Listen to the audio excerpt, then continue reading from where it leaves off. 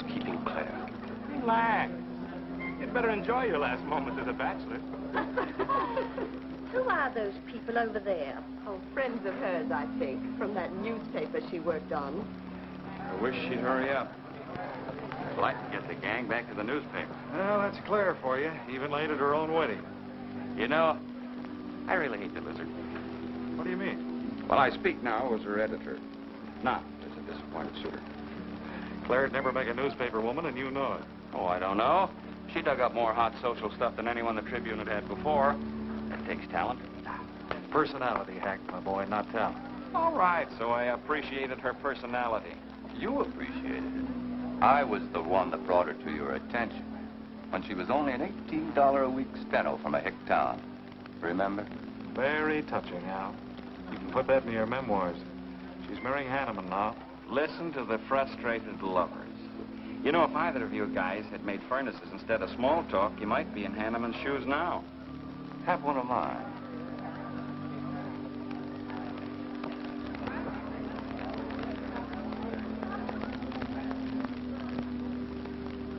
We do have memory, don't we, Les?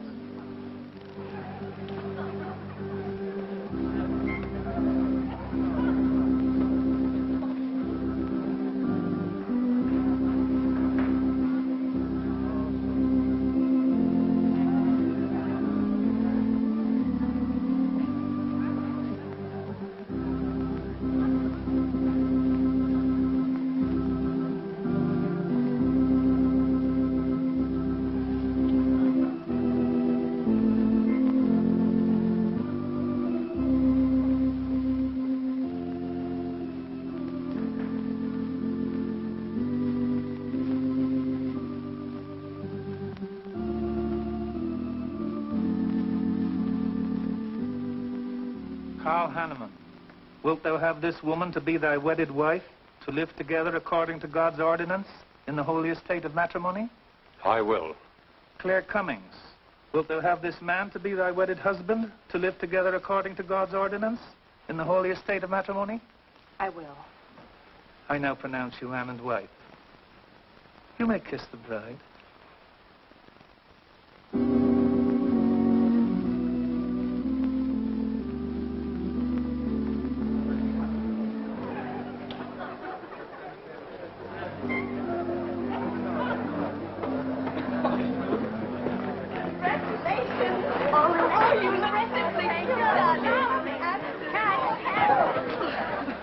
June, don't tell me I'm going to lose another employee. Don't worry, Mr. Doyle. I don't even have a boyfriend. We better go in now and cut the cake. We'll have to hurry, darling, if we expect to catch that plane. I'll be right in. I just want to say my goodbyes to a few of the gang. All right, but hurry. Thank you. Thank you.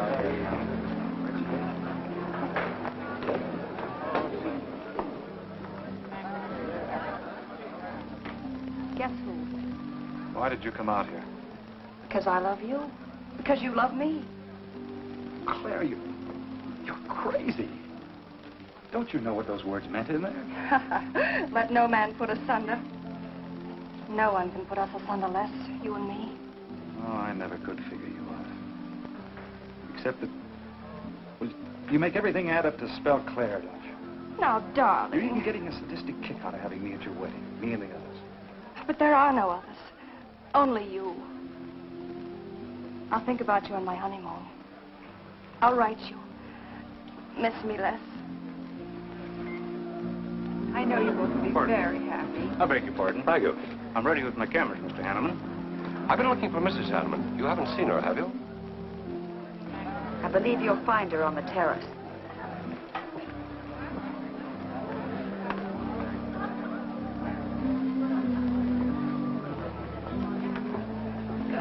Carl, why aren't you entertaining the guests? I've been waiting for you, my dear.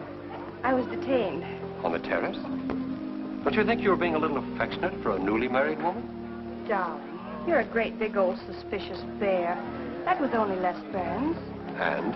It was nothing. Just a friendly goodbye kiss. Les did so much to help me with my newspaper career. Why, he's like a brother. You're the only man for me, darling. Ever. They're waiting for us. Shall we cut the cake?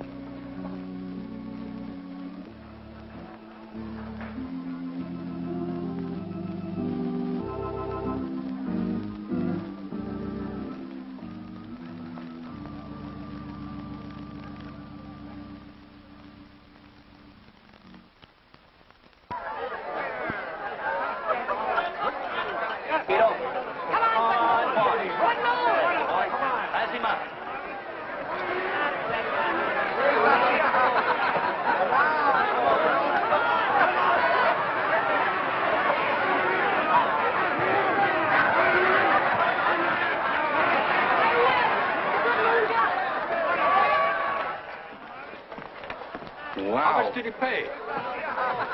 $10.80. $10.80 for two. That's not bad. I win $540.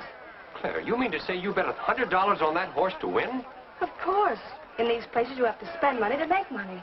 You see now, I'll put $500 in the second race, high heels. Come on. Wait. That's being foolish. You're only out $100 if I do lose. It isn't the money. It's the principle of the thing. Principle? Carl, I don't understand you. With all you have. I've worked hard for what I have.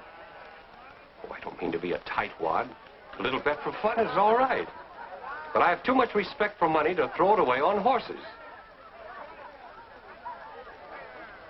Of course you're right. It was foolish of me to bet so much. Forgive me. Of course. Now, excuse me, I want to go cash these in.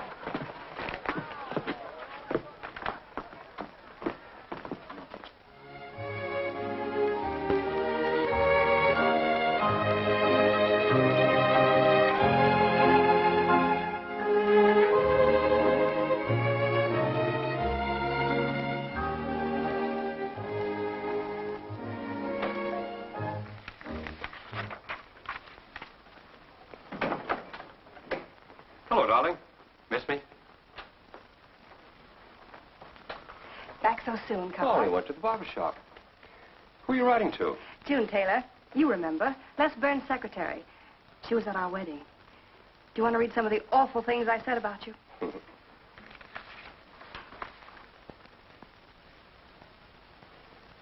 It's hard for me to believe that I'm so lucky as to have a woman like you in love with me.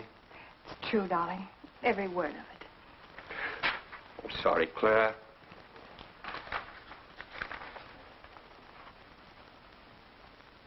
My darling Les. To June, eh? Things are beginning to make sense now. Carl, darling.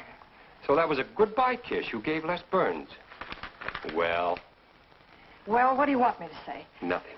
There's nothing you can say, I guess. I'm only glad I found out about it now. Carl, what are you going to do? I'm going back to San Francisco. We're through.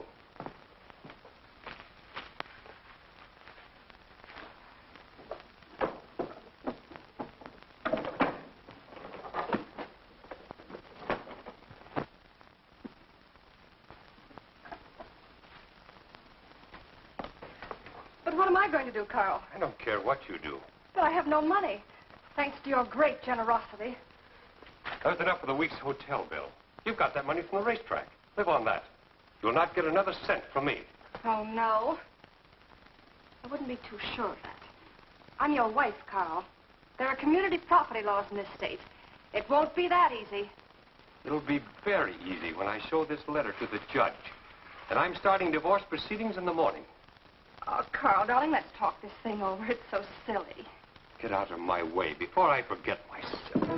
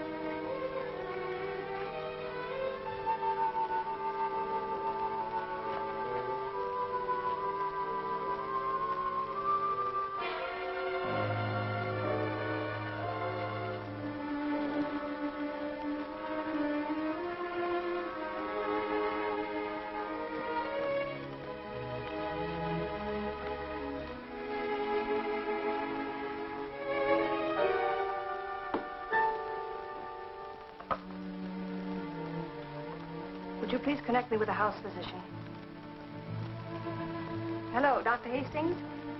This is Mrs. Carl Henneman, bungalow 9. Could you please leave a prescription for some sleeping tablets for me at the drugstore? I'll be needing them right away. I'm turning in early. No, that won't be necessary. I'm going out for a bite to eat, and I'll pick them up later. Thank you.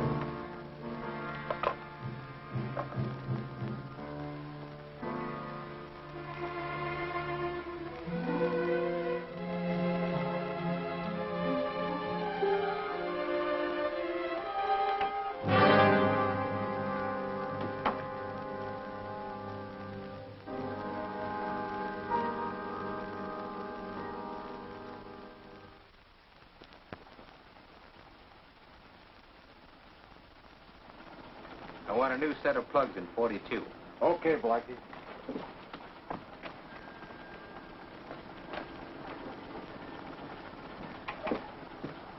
Are you Mr. Tellen? Yeah. I must reach San Francisco by tonight. I want to be back by morning. Can you make it? I can make it up and back if If what? this weather holds out and my fee is big enough. How much will it cost? $400.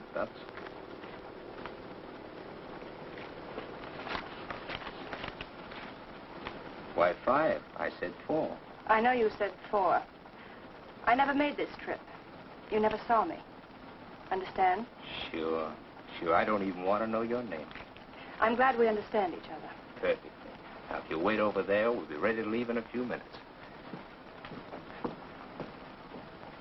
Hey, Jack, roll out 41 and let's warm it up. Right.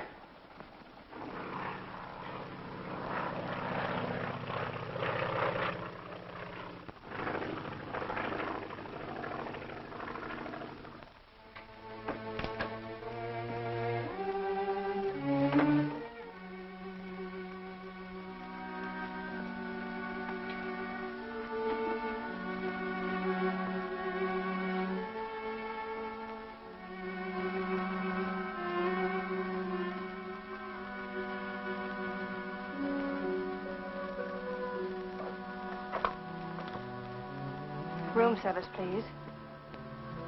Hello. This is Mrs. Carl Henneman, Bungalow 9. Would you please send a waiter over with the menu? Thank you.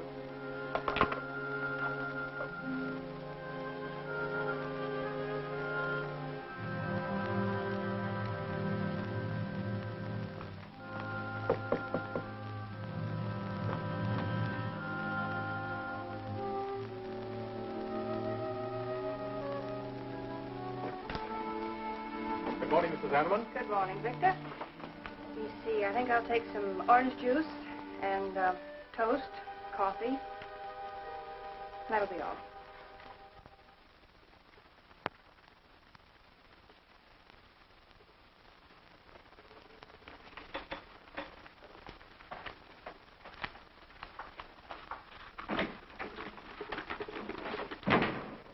How was the ball game? That was no ball game. It was a track meet. 12-0. This all the mail today? Yes. By the way, I meant to ask you sooner, but I'm going to have a little dinner party tonight for a couple I know. You're invited if you're not doing anything. Well, sure. What's the occasion? They're going to be married soon. They're awfully nice kids. Married. And the trouble will really start. Mr. Burns' office. Long distance calling. It's Mrs. Hanneman. Hello, Claire. Hello, Les. I'm so glad I caught you at the office. How's the honeymoon? It was interrupted. Carl had to go back east yesterday. Business, he said. He wanted me to stay over, wait for him here. But I'm not. I'm coming back to San Francisco tonight. You think that's sensible? Of course not. But I'll see you again.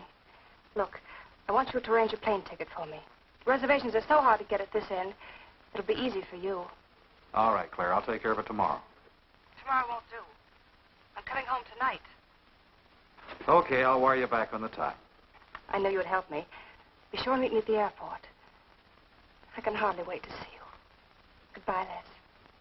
Goodbye, Claire. June, get a hold of Hack Doyle. Have him get me a reservation on the 8 o'clock plane out of Los Angeles tonight. It's for Mrs. Hanneman. Are you planning to meet her? Yeah. Oh, I guess I'll have to cancel our dinner party tonight. It doesn't matter. Apparently, Claire can get anything she wants out of anybody at any time. Can't she?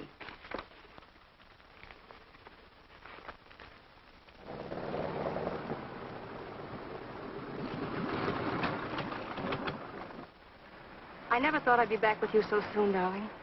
It's wonderful. It's crazy. Then why did you meet me? I don't know. I do. Because you still love me, don't you, Les? I'll get over it. I hope Carl stays in New York for a long, long time. That seems a bit odd. He didn't arrange his business affairs, so they wouldn't interfere with his honeymoon. Yes, I thought so, too. You certain you and Henneman didn't have some trouble? What kind of trouble could we possibly have had? Quarrel of some kind? Perhaps over us? Now, wouldn't that be ridiculous? Giving him some reason to doubt me just so soon after we're married? What do you think you're doing now? You don't feel sorry for Carl, do you? No. No, I don't. But I should. Look, let's forget all about him. For a few days, anyway. Take me home, I'll change, and you can take me out to supper. Claire, I'd rather not go to the house. But I must freshen up, darling. I really must. You want me to be beautiful, don't you? Just for you? You are beautiful. See? There's nobody home.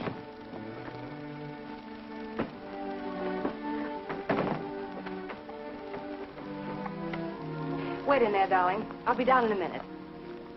Come here. Oh, darling.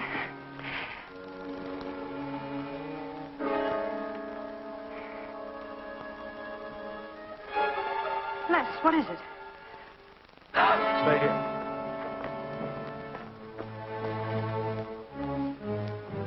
Carl.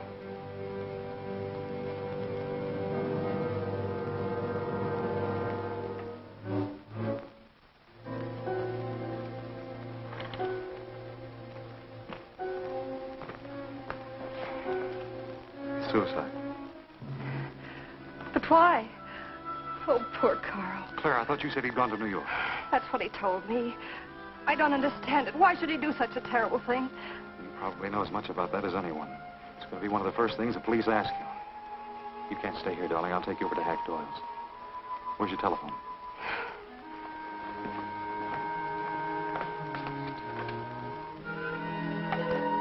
Police headquarters, please.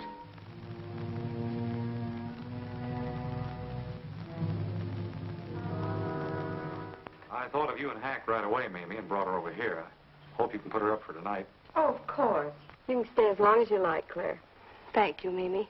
You're very kind. It's just too incredible. If you'd had any earthly reason. We were so happy. So very happy. And now there's...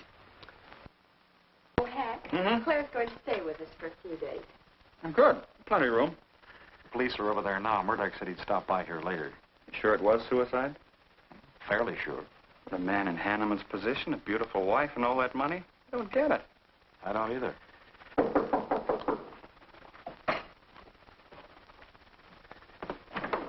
Oh, hello, Bill. Come on. How are you, Hank? Hello, Claire. Hello, Bill. Sorry this had to happen to you. Sit down, Captain. How about a cup of coffee? Thanks, Miss Doyle. I won't annoy you for long, Claire. Just a few questions, routine. You know how it is. Of course. Les gave me most of the details over the phone. Your husband, by the way, has been dead for nearly 24 hours. How did it happen that Burns met you at the airport? He didn't happen to. I phoned him from Los Angeles. How come? Well, I was arriving late and alone. I knew Les would pick me up. Do you have any theory as to why your husband came to San Francisco after telling you he was going to New York? No. I didn't know anything about the business. The gun, of course, was Hanneman's. We checked the serial number. Funny there are no powder burns on the coat. Bill, a suicide doesn't always press a gun against his body. In that case... There would be no powder burns, I know. Do you know of any reason why your husband should have taken his life? No, I don't.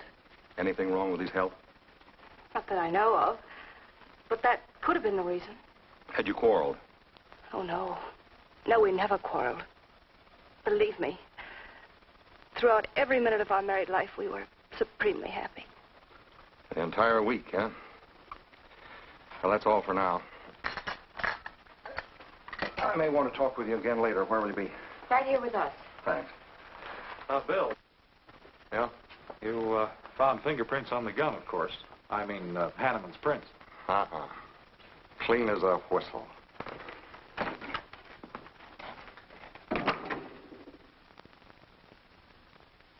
Doesn't Mr. Burns has the position you and Mrs. Henneman found her husband? That's right.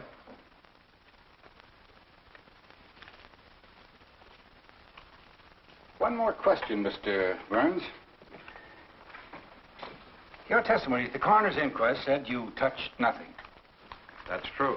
Then how did you know the man was dead without feeling his pulse or heart? Mr. Chalmers, I've been around enough to know a dead man when I see one, especially after 20-some-odd hours. You assumed that Mr. Henneman committed suicide. Why? Well, everything points to suicide.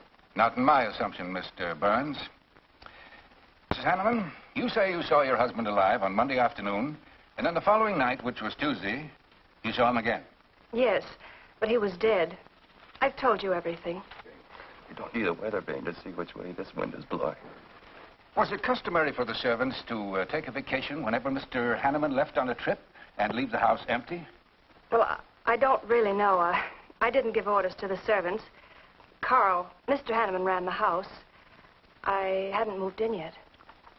I see that you also assumed that this was a suicide. Naturally, it couldn't have been anything else.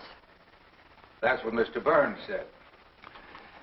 According to the police scientific detection laboratory, the pistol found near the body was the one used in the death of your husband.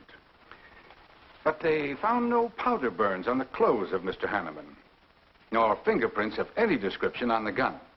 Furthermore, it was brought out that Mr. Henneman couldn't have fired the gun because in making certain tests of his hand for traces of powder marks, none was found. Just what are you driving at? Simply this.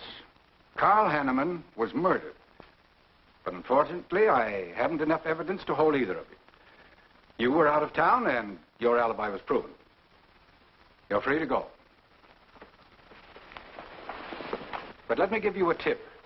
I'm not buying any suicide theory, so the case will remain open. See you later, Ed. So long, Hack.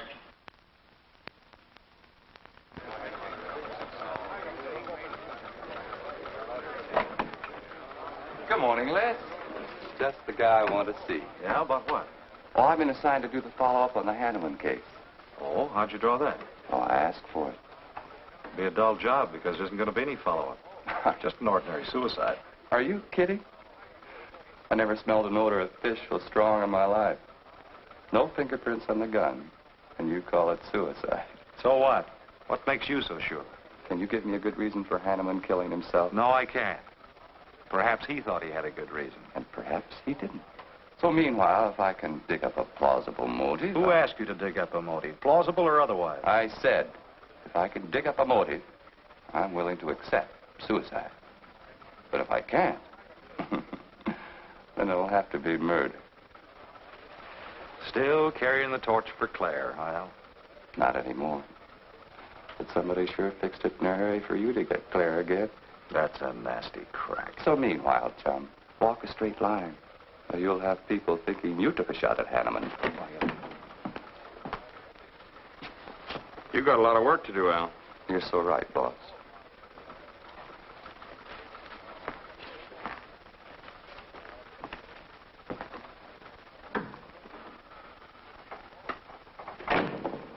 Sorry, Hack.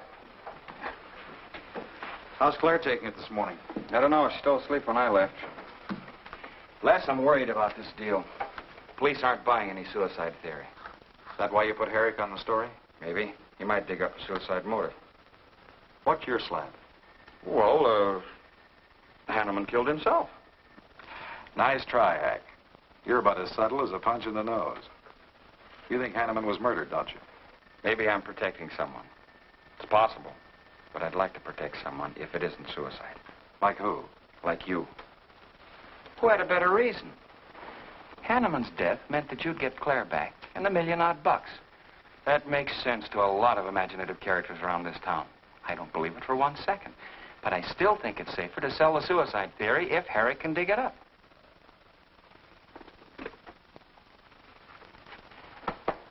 Thanks, Hack.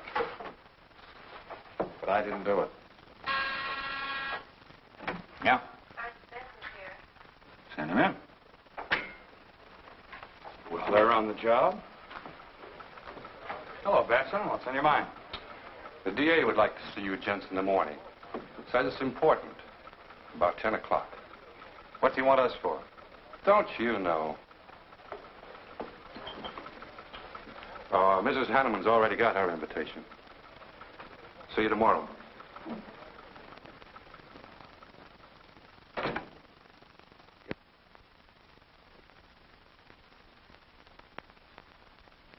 Herrick really revels in pouring it on. Well, it's news. Nobody's been hurt. Yet. By person or persons unknown. Could have been worse. The DA certainly tried hard to tag it on somebody.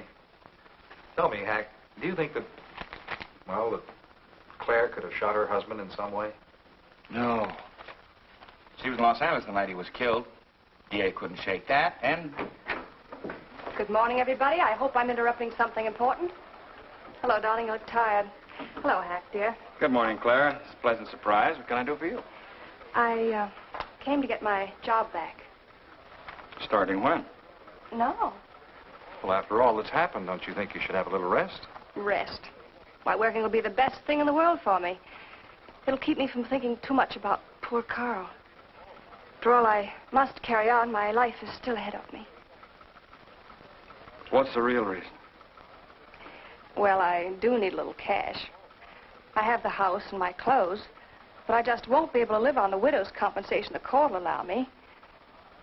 You wouldn't want me to have to sell my clothes in order to eat, would you? Oh, no. After all, I've made other arrangements about your column. Beth Warnock's taking it over. You are still the boss, Hack. Les, darling, wait outside for me. I'll be out as soon as I've had a heart-to-heart talk with Hack. I know. You might as well say yes, Hack. I've had these heart-to-heart talks.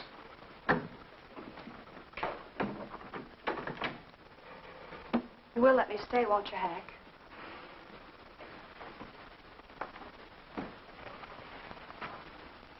Yes, but I was hoping you wouldn't ask it. You are a darling. Listen, Claire, you stick to the job and no playing around. There's enough trouble here now without you adding to it.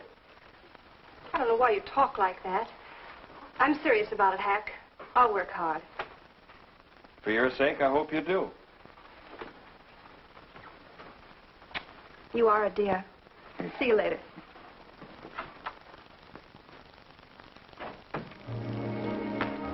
Well, see you later, Al. All right. Hope you're your friends. Yeah, old friends.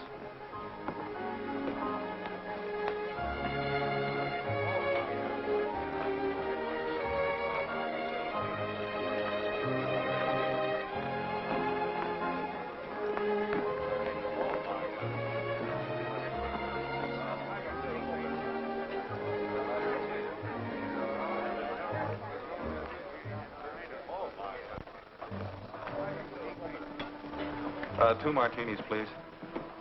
Chicken salad? Fine. Chicken salad for two. And coffee. Les, do you know a good lawyer? Yeah, why? Well, I need one to handle Carl's estate. What's the matter with Henneman's regular lawyer? Ah, he's an old fuddy-duddy. I want someone whom I can trust to take care of my interests. Well, you might try Lawrence Carson. He specializes in probate work. Carson? Good. I'll call him tomorrow.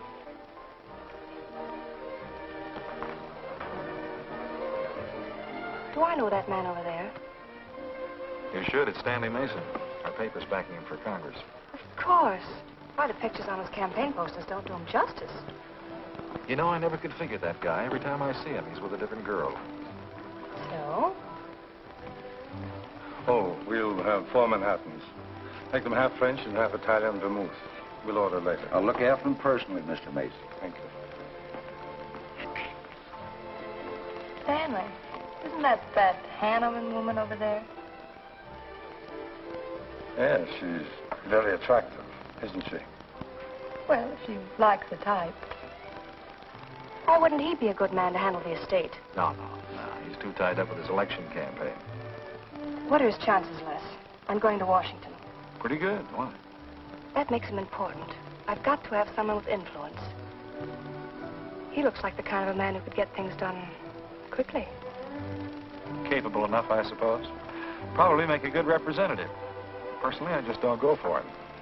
I want you to introduce me to him. You can do better. Oh, darling, don't be stubborn. I want to meet him. When you want something, you want it right now, don't you? You know what I really want, Les. I know. A fine old name like Henneman, carload of dollars, social position, the tops. You're forgetting the most important thing. You see, that's just the frame. The other picture in that frame. What's that about a frame? Sergeant Benson, won't you join us? No, but Burns here can join me. Been looking all over for you. The captain wants to have a little chat. Now. What is this, a pinch? No, just an interview. It won't take long. It's too bad you couldn't have found me at 10 o'clock this morning. I was in a dentist's chair. I'm sorry, Claire. It's all right, darling. I'll wait for you here.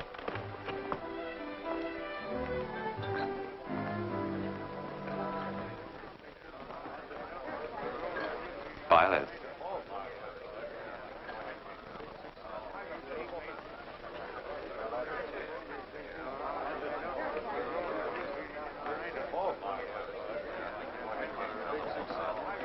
Hello, Al. Don't tell me they finally grabbed Les for murder. Wouldn't you like to hear me say yes? Yes. Well, don't stop the presses. Yet. You're the most composed dame I ever saw. I don't believe you give a hoot whether this case ever gets solved. Oh, but of course I do. Really. Say, Al, how well do you know Stanley Mason? Quite well. I've planted some of his propaganda. You can do me a favor. A big favor. I want to meet him. Might be a good idea. I remember I once introduced you to a fellow by the name of Les Burns. Promptly lost you. Excuse me.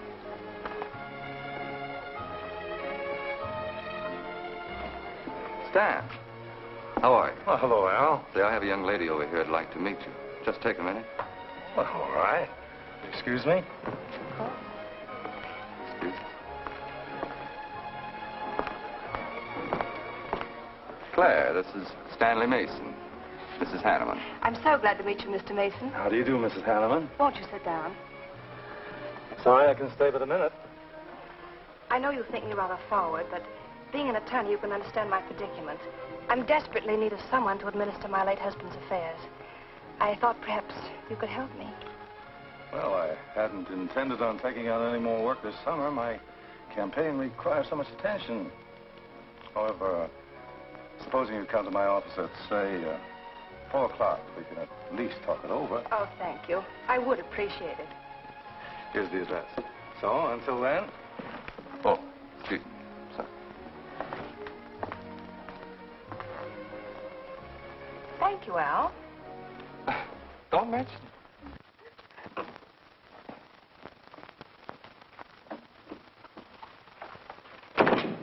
I found him, Cap. Right where I expected. With a grief-stricken widow. Only if she's grief-stricken... Skip it. Les, my boy, have a seat. Last time it was hello, Burns. Today it's Les, my boy. What do you want? You know, I just wanted to chin a bit, will you? Oh? I didn't know I was that interesting. You live out in the Henneman neighborhood, don't you? No, and you know it. But you go out to that neighborhood quite often, don't you? Yeah, so what? To visit friends. Oh, sure, that's right. There's Hack Doyle and his wife, June Taylor. Say, there's a clever little girl, huh? Your secretary, huh? Since when have you become so interested in my secretary? I thought you were a happily married man. Weren't you out in that neighborhood the night Henneman was shot? Monday night? No, I wasn't. I played gin rummy with the boys in the press room. Went home to bed about 10 o'clock. He read the testimony, did the checking. Come on, Murdoch, what's on your so-called mind? Funny, we can't find any record of where you were between 10 o'clock and 8 the next morning when you had breakfast at Drake's coffee shop. Nobody saw you around your apartment house. Nothing so strange about that.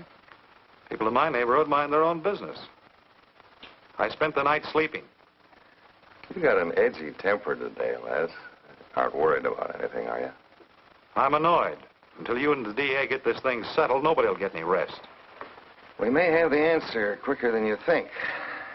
The police expect to apprehend the criminal within 24 hours. Shall I quote that? You can write out the gags, Burns. You've been crazy about Claire for a long time, haven't you? That's right. You thought she was going to marry you. Then she married Henneman. That must have been quite a jolt. I won't deny that either. So you must have been pretty sore at Henneman for beating your time. All right, I suppose I was. You know, Burns, you've given out with all the motives a man needs for killing another. You don't need motives, Murdoch. You need evidence. Evidence? You just told me that you weren't near the Henneman home last Monday night. I wasn't. And how do you account for your cigarette case being found on the Henneman garden, still wet from Monday night's rain? I don't have to account for anything. But to throw cold water on your mastermind, I tossed that away right after the wedding. Anything else you want to know? No, that's enough. Next time, be more careful when you talk to the captain. Listen, Mr. Benson, if I've hurt the captain's feelings or yours, arrest me. And I can sue, and you'll be back writing tickets for jaywalkers.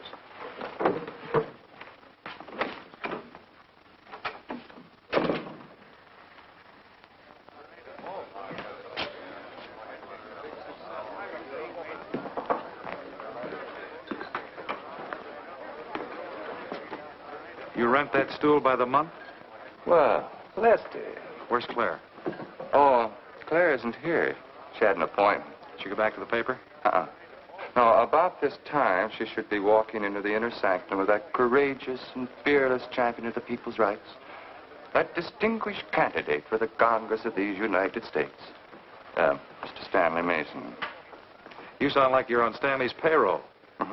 I introduced them. You seem to have a talent for that sort of thing. Thank you.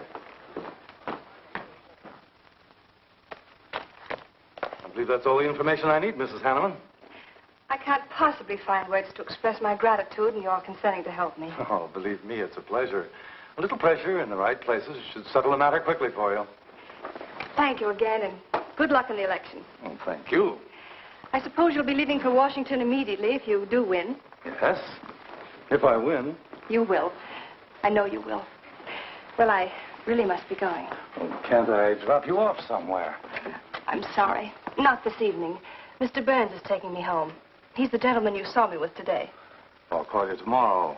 Perhaps we can have dinner and talk some more about your problems. Splendid. Goodbye.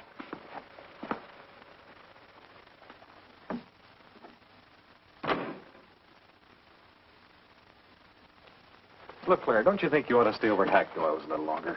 Might be unpleasant. Oh, don't be ridiculous. Come on. Oh, Roberts. Good evening. Good evening, Mrs. Henneman. We weren't expecting you home. We've made no arrangements for dinner. I've had dinner.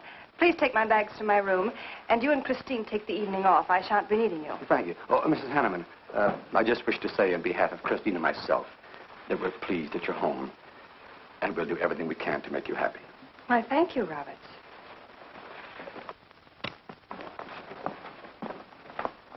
Well, come in, darling.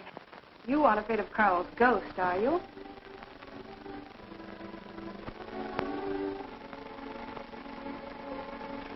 You'll never be happy here, Claire. Nonsense. I've done a little refurnishing. Well, that ought to help a little. Les, what did Murdoch want with you?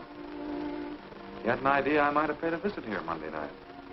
You didn't, did you? Of course not. It also seems I had a motive to kill Carl. But of course you did. If you were that kind of a person. Murdoch's only fishing. Well, he knows I've been in love with you for a long time. I told him. You told him? Why not? It's true. You want them to keep working on you, so they'll stay away from me. That's it, isn't it? Yeah, that's it. I said I'd stand by. And you have. And I love you the more for it. You know I do love you, don't you, darling? I think you do, Claire. In a peculiar, mixed-up sort of way. I never should have married Carl. I didn't really love him, but he offered so much. Things I never had. But that's all over now. No, it's not all. And it won't be until they find his murder. They will. And there'll be nothing to keep us apart again. Ever. Claire, if I could only sell myself on that. You've got to, Les. You've got to.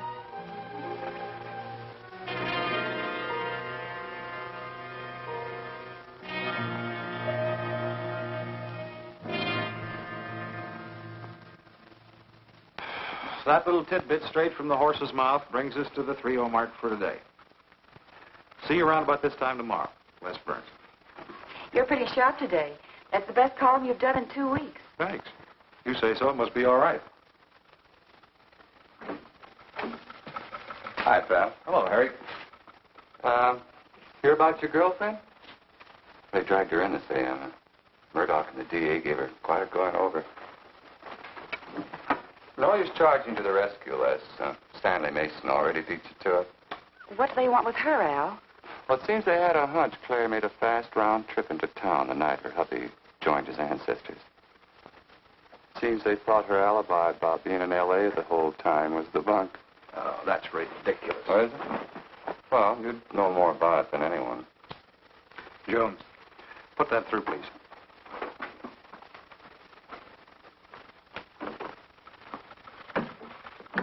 Okay, Al. You're so much smarter than Murdoch. Spill it. Oh, I'm not saying I'm smarter. But I do know Claire better than he does. And I know you. Meaning what? Claire never lost any interest in you before, during, or after her marriage. Well, that doesn't prove it happened. With all that wampum at stake, this whole thing could have been planned weeks ago by both of you. I'm fed up with your dirty cracks. Now get out! Wait a minute. Look, Junior, one of these days I'm going to be too late and you're not going to have any teeth. Mm-hmm. You're so right, boss.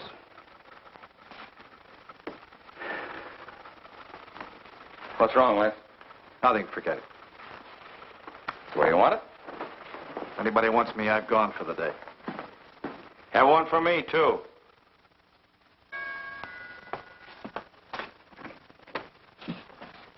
Where's Miss Hanneman? I got to see her. Is she in? Why, yes, but she's going out. This is important. What's the trouble, Les? Oh, I've been trying to find you all afternoon. You didn't get back to the paper. Where were you? I was with Mr. Mason. We were talking over the estate. Oh. Looks like you got some more talking to do. It's really only business, Les. Come in, but I can only see you for a moment.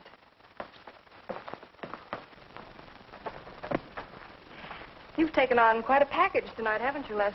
Oh, I've had a few drinks. Sitting over at Renard's. Been thinking things. Crazy things. About me? Yes, you. Murdoch and the DA asking you all those questions. It's nothing to be disturbed about. I'm not so sure. Why do you say that? Were you in this room Monday night? What? Why, you know I wasn't. I don't know anything. But I wouldn't lie to you. Have I ever, Les? Claire, there's only 2 people could have profited by Hanneman's death. I'm one of them. You're the other. Why, how dare you come in here accusing me? You only married Hanneman for this. You've admitted it a dozen times. But I didn't kill him. How can you even think it? I didn't kill him. I didn't say you did. But if you know anything, you've got to tell me. Were you in this room Monday night? No. You might have come in, seen someone. I've got to know. Stop shaking me. Then tell me the truth. Let go of me. I thought you were going to stand by me. Why, you're drunk. I'm only trying to help you and me. Huh. Help me. You're accusing me of murder. How do I know you didn't kill him? You were in town. Claire. I've as much right to accuse as you have. But I'm not accusing you. Get out of this house. I once said I couldn't figure you out. I can now. You're not a normal woman. You're not warm. You're cold, like ice. Yeah, like ice. Blonde ice. Get out of here.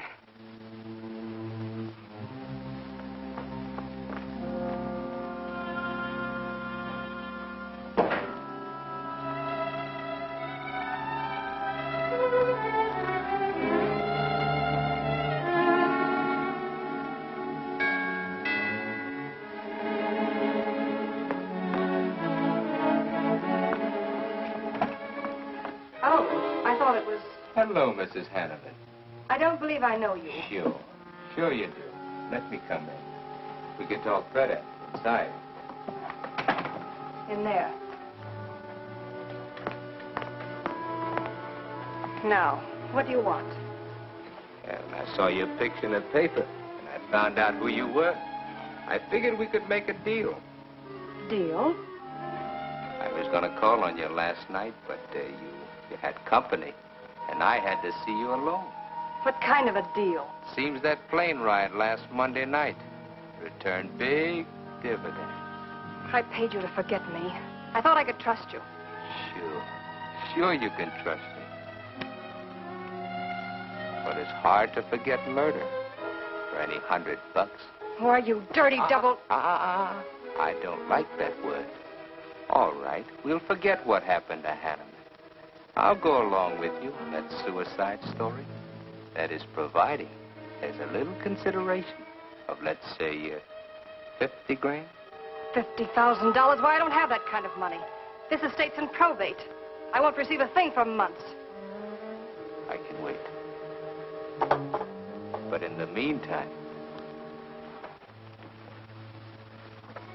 I'll take this.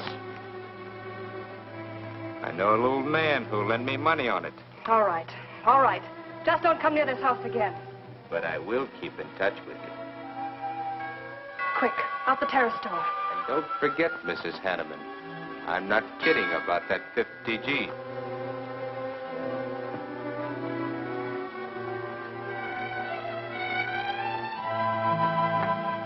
I'll get it, Roberts. Yes, ma'am. Stanley, darling. Thank you. Well, he isn't at Bernard's either. Oh, I hope nothing's happened to him. He'll turn up when he runs down or runs out to go for drinks. Say, you write his column all by yourself? Somebody had to do it. I hope it's fit to print. It's good. Nice of you to cover for him, too. Do you really think he's all right? Sure. I'll find him later. Don't worry about Les. He's probably getting more poison out of his system than he is into it. I hope.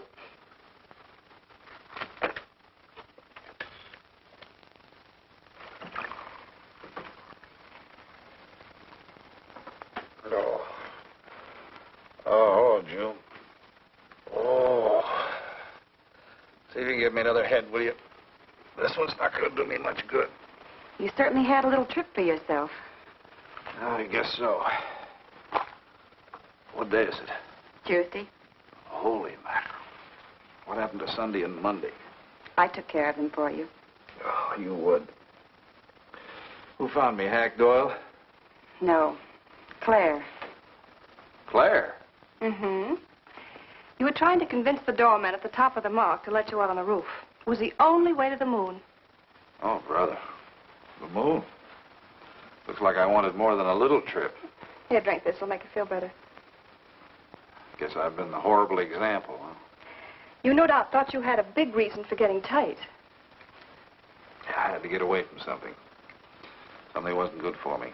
Have any luck? I don't know. I'm never going through this again, I can assure you of that. June. Well, I guess I'd better get back to the office. Well, thanks a lot for looking after me, June. I'll be down after a while, if I can make it. Don't hurry.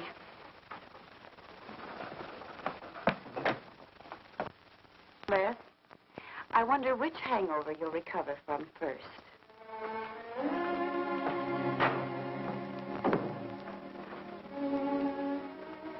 I thought we were all washed up, Claire. Les, for everything I said the other night, I'm terribly sorry. I guess I was a little mixed up myself. Forgive me, darling. I must have been out of my mind to say such awful things to you. I realized the truth later. You were afraid for me because you loved me. That was it, wasn't it? Yeah, maybe it was. I just couldn't believe that. Look, let's forget all about it. We know there's nothing to worry about. There never was. We know that, don't we, Les? Sure, Claire. Sure. Oh. Condolences to our new congressman. May your career be long and successful. Thank you, darling. Jeff, but aren't you both a bit early? I only wish I could be as sure of my future in psychiatry as you can be of your future in Washington. Doctor, you were analyzing me at dinner, the workings of my mind. Do go on. It's very interesting. I've never been psychoanalyzed before, and your deductions amaze me. Claire, I warn you, if Jeff continues, he'll have you convinced you're batty. Simply because your father ran away with another woman and your mother was relegated to hard work. Stanley doesn't quite believe in the powers of psychoanalysis, Mrs. Henneman. But if either of you could spend a day in my office listening to some of my patients, you'd see the logic of my deductions. Or any psychiatrist's, for that matter. Oh, don't mind Stanley's cynicisms, Doctor. Yes, Robert? Telephone for Mr. Mason. Excuse me. Certainly. I was telling you at dinner that I believed that money, clothes, adulation, etc. was a necessity with you. That some people are impelled towards an objective without even consciously knowing why. Is there something criminal in my being ambitious? Why, no. Criminal? Of course not. Unless your ambitions take a perverse form, then you'll stop at nothing, right or wrong, to get what you want. They say the female of the species is deadlier than the male. Go on, Doctor. Sorry to interrupt, darling. It was my campaign manager. He arranged a last-minute radio interview for tonight. I'll have to leave. You can drop me off downtown, Stanley. I'll get my coat. All right. You forgive me, darling? Of course, honey. I'm so proud of you. Well, I almost forgot the good news. I had lunch with the DA this noon. It looks like Henneman's murder is going to be filed away under crimes unsolved. It's their opinion that it must have been done by a burglar. Oh, I'm so glad, really. Now I'll be able to go with you to Washington with a clear conscience. Say, you haven't told any of your friends about our plans, have you? Oh, no, of course not. Good. We'll surprise them tomorrow night. Yes, we certainly will. Ready? Yes, thank you.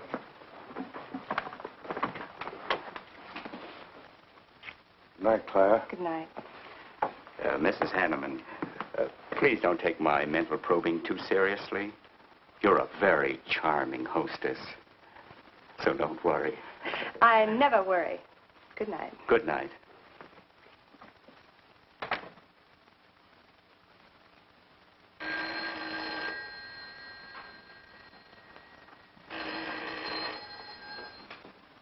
Hello? Yes, this is Mrs. Henneman. That's all right, Roberts. I'll take it. Hello? Who? How dare you call me here? I had to. I'm in a jam. I need some dough, and you've got to help me. The estate isn't settled yet. I told you I don't have any money. Don't give me that. You're a smart girl, and if you haven't got it, you know where you can find it. I need at least a couple of grand now and tonight, or else I go to the cops. I got nothing to lose. I have about $700 cash in my jewelry. All right, bring it along. Meet me at the end of the Old Valley Road. Be there in 20 minutes.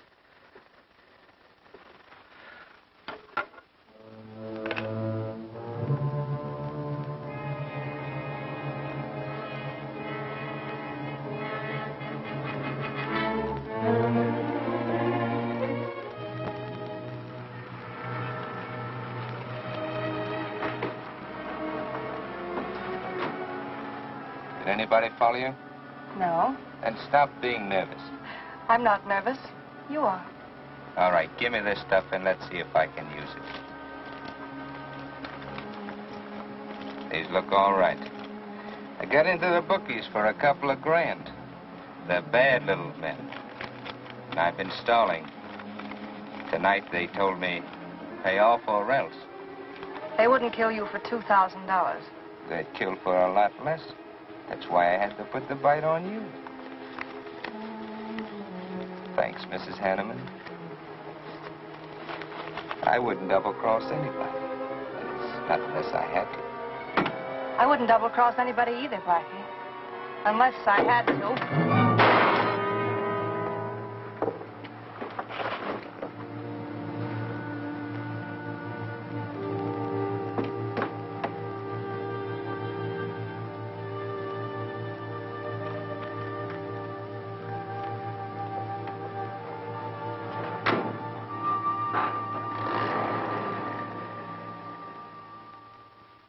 The first returns have been received from the 12th precinct. Mason, 311, Jeffers, 282, and Allen, 91. That just about cinches it. If I can do that well in the 10th, I can carry them all. My gratitude, Doyle. Without your paper in back of me, I wouldn't have had a chance. Think nothing of it, Mr. Mason. We're glad we backed the right man. Well, it looks like you're in, Mr. Mason. Congratulations.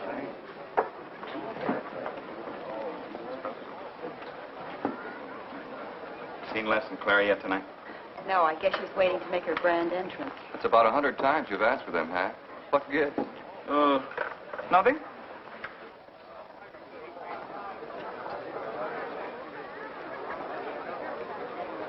Mr. Doyle, looks like we have a new congressman. Yes, it does. I'm sure he's going to be a good one. I hope so. We backed him. Hello, Claire. Hi, Les. Hi, Heck. Oh, good evening, Claire. You look stunning, as usual. Thank you, Stanley. Oh, hello, Les. Thanks for being Claire for me. Big night, huh? In third place is Jeffers with 162, Allen with 142, and Mason 300 even. That's how big it is. Come on, Claire. I want you to meet some folks. You'll find drinks in there. Look, Les, there's something on my mind. I want to tell you about it. You better have a drink first. Sure.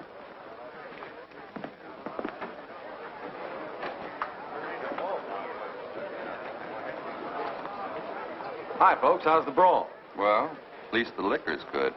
Well, Junie, aren't you a pretty thing tonight? Well, it's about time you noticed me. The trouble with you men is you always have ink in your eyes down at the office. Have a fresh one? No, thank you. This will do. Les. I'll talk to you for a minute. Excuse us. What gives? Did you come with Claire tonight?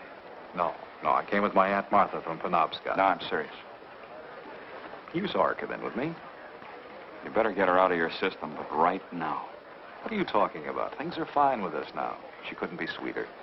You should have seen her earlier, helping me get things ready for that little party up at my place tonight. How about a speech, Mr. Mason? We haven't had one. Come on, Stanley. Yeah, give us a speech. That's all I need. Now, wait a minute. Speech, all right. If you want a speech, you shall have it. Ladies and gentlemen, I want to introduce to you a very lovely young woman, better known to you as Claire Cummings. I am happy to announce that she's bestowed upon me the great honor of consenting to become my wife. This is a dirty, low-down trick, but I'm glad it's happened. Someday I'll tell you why.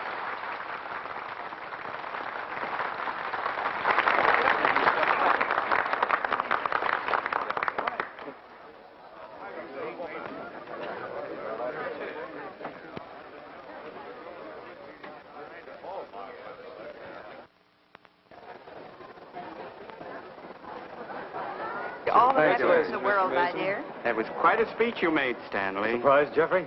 Aren't you going to congratulate us, Doctor? It's customary. Hate to take you away at this moment, Stanley, but there's something I must talk to you about. It's important. But of course, Jeffrey.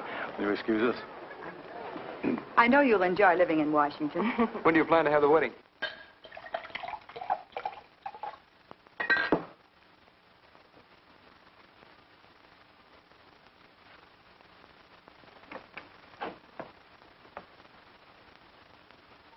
Don't look at me like that, darling.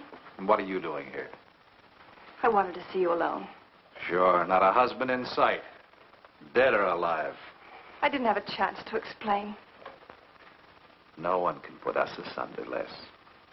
You and me. It was more effective last time with wedding music, remember? Oh, you're cruel. I didn't mean to hurt you, and you are hurt, aren't you? That's how much you bother me now. Not a quiver. What about your heart? Claire Cummings, Henneman, Mason. If this keeps up, you won't be able to get your initials on your silverware. I can't help it, Les. I do love you, but you could never give me the things I must have. Money, importance. With me, they're a necessity. Oh, stop it, Claire. You're like a poison. Take a little bit and you're finished. But too much becomes an antidote. All right, darling. But if we've really come to the end, Stanley. Do you mind, Burns? I'd like to say something to my fiancée alone. Not at all, Mr. Mason. Not at all. Go right ahead.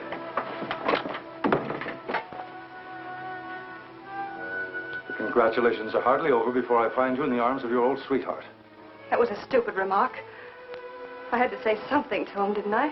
So you didn't tell him earlier. You said you were going to? Well, I couldn't find the words. Is that why you're angry? Oh, darling, let's not quarrel. We can do that after we're married. There isn't going to be any marriage. What are you saying? I'm afraid we've made a mistake.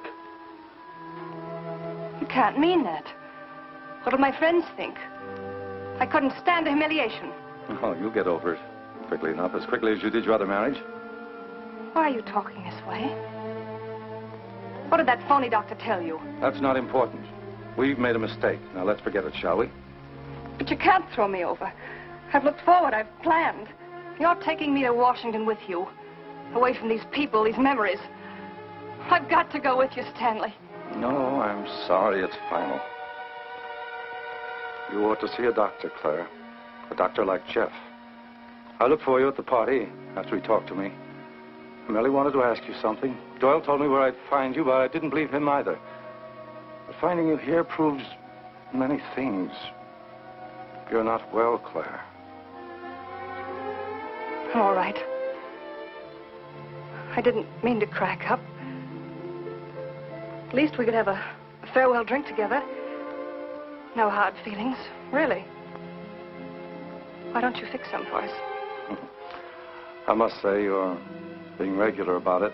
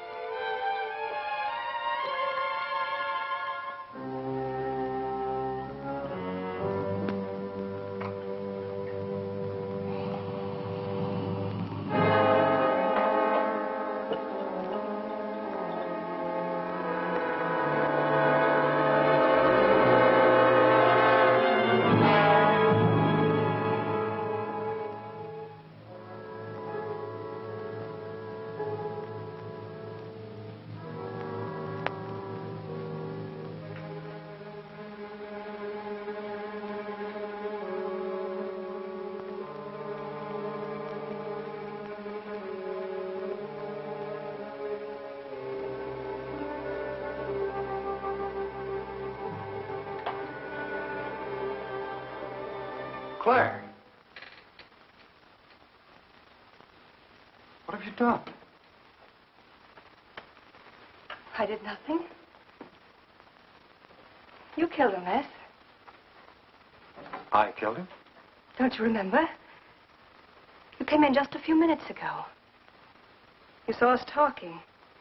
You looked funny. Crazy. You said you were going to kill Stanley because he stole me from you. So you picked up the knife and you stabbed him. You're out of your mind. No, I'm not. You're insane. No. No, I saw you do it. You dropped the knife and you ran out the door. I tried to stop you. Came in just a few minutes later. Right now. You murdering little idiot. Les, don't! Mason, you won! Alan just conceded the election! You're going to... You're going to go. You made it on its minute right there.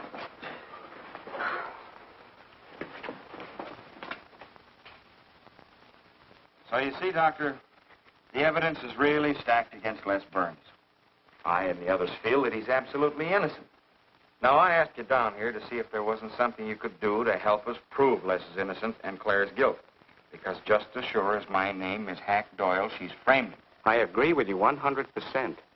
I am positive that Mrs. Henneman killed Stanley. But because of her testimony and finding the knife in Les's hand when you arrived at the scene, the police could come to only one conclusion.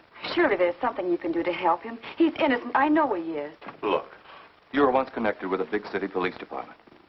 Then you must have run across cases of this sort. I know now that Claire Cummings is a nut if I ever saw one. Yes, you're right, Mr. Herrick. I'll at least have a try at it.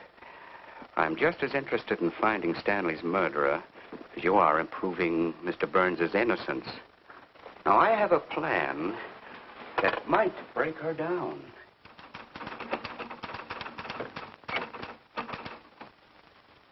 Well, good morning, Dr. Clippinger. To what do I owe the pleasure of this visit? It's no pleasure for me, Mrs. Henneman, I assure you.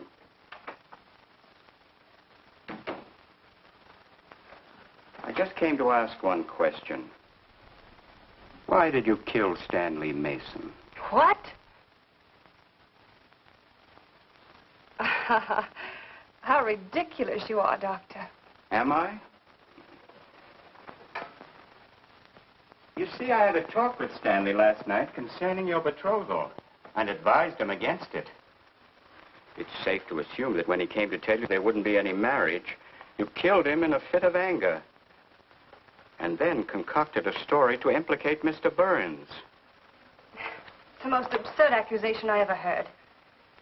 You seem to forget that Les Burns' fingerprints were found on the knife and that he was seen standing with it in his hand. The police have all the facts, Doctor. Not all of them. All they need to convict Les Burns. Do you mind if I finish my column? No. Why, no.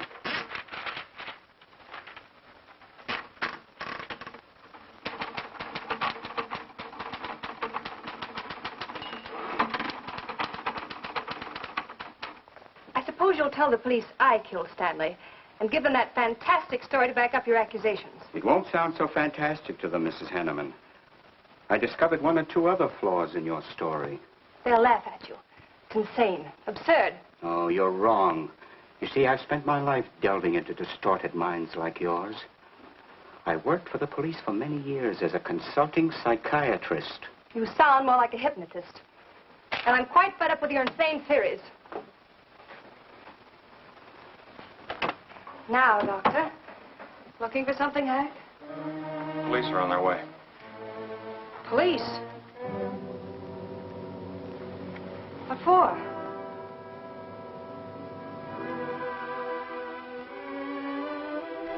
Oh. I see the three of you dreamed this one up. Well, as long as you're going to have me arrested, you might as well read my last column. Go ahead, read it, Hack. Read it out loud. I killed Stanley Mason. I killed Carl Henneman. I killed Blackie Talon. You didn't know about Blackie, did you? You hid that story on page 5. Unsolved robbery and slaying. I killed Stanley Mason because he no longer wanted to marry me. Stanley Mason was the top of the ladder for me. The top rung. I had money. And now I was going to have position. He was taking me to Washington with him. I could leave then without making the police suspicious. Clever of me, wasn't it? Why did you frame Les Burns? Why? Because he caught me with blood on my hands. Because at last even he had discarded me. I never loved any of them. You, Al, Henneman, Mason. But Les, I wanted to hang on to him. He was of no use to me, but I couldn't let him go. Maybe I did love him. Hello. Miss Cummings? No, she's out. I'm glad you confessed, because you never could have gotten away with it much longer. I would have, but to per you, Dr. Clippinger. You with your slimy scientific snooping. As soon as you came in, I realized it was you who turned Stanley Mason against me. You sent him to his death just as much as I. Sit down, Claire. Why, but for you, I'd have everything I ever wanted in life. I hated you because you were the first man who ever saw inside my mind. And I'm going to kill you. Let go of my arm!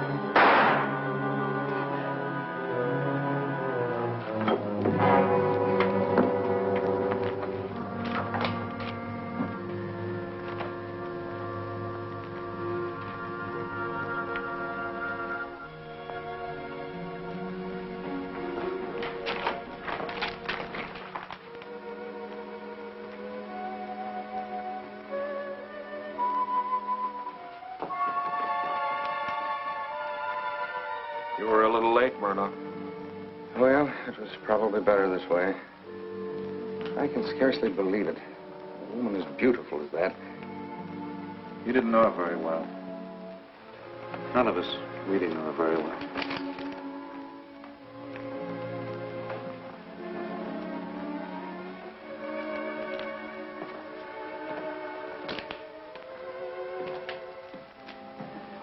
She wasn't even a good newspaper woman.